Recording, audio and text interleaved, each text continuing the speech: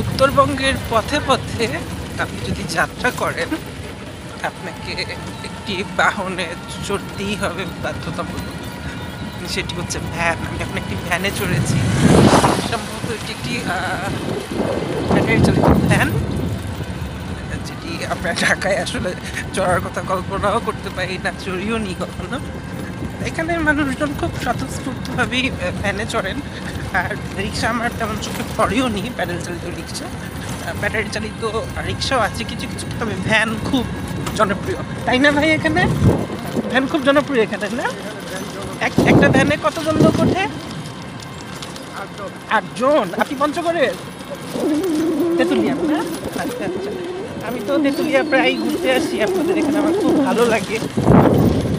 আগে আরও নিরিবিলি ছিল, যেমন এই যে এই হোটেলটা নতুন হয়েছে, ওইখানে নতুন হয়েছে, আগে তো ছিল না। আমরা যে বেড়াতে আসি এই জন্যই হোটেল টোটেল একটু হয়েছে। খুব ভালো লাগে তেঁতুলিয়া আসলে। আরও যদি সুন্দর হতো আরও ভালো লাগতো। ওইখানেও একটা হয়েছে, যে এই যে এটা একটা। আচ্ছা আচ্ছা আচ্ছা আচ্ছা আচ্ছা। এবং তেঁতুলিয়ায় যারা আসেন তাদের একটা অবশ্য মানে যাওয়ার গন্তব্য হচ্ছে ডাক বাংলো। আমি সকাল থেকে বোধহয় 5 বার গেছি ডাক বাংলো, আবার যাচ্ছি।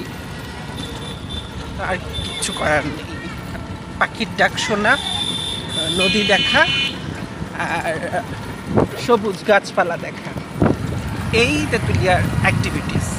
আপনার তেঁতুলিয়ার অ্যাক্টিভিটিস আমার সঙ্গে শেয়ার করতে ভুলবেন না। আমরা ডাক বাংলোর প্রবেশ পথে এখন ঢুকবো। এটি সেই প্রবেশ পথ ডাক বাংলো, দেখতে পাচ্ছেন। এটি Tetulia eco park, picnic corner. Picnic কর্নারে অনেকগুলি কটেজ আছে, যেগুলি উপজেলা প্রশাসন ভাড়া দেয় থাকার জন্য। উপজেলা প্রশাসনের সঙ্গে যোগাযোগ করতে হয়, এবং আমি যথারীতি আজকে ব্যর্থ হয়েছি। চা কন্যা তেঁতুলিয়া কিন্তু চা বাগানের জন্য বিখ্যাত। সমতল ভূমির চা বাগান তেঁতুলিয়া উপজেলা জুড়ে রয়েছে। জেলা পরিষদ ডাক বাংলো, শতবর্ষী ডাক বাংলো, শতবর্ষী গাছপালা।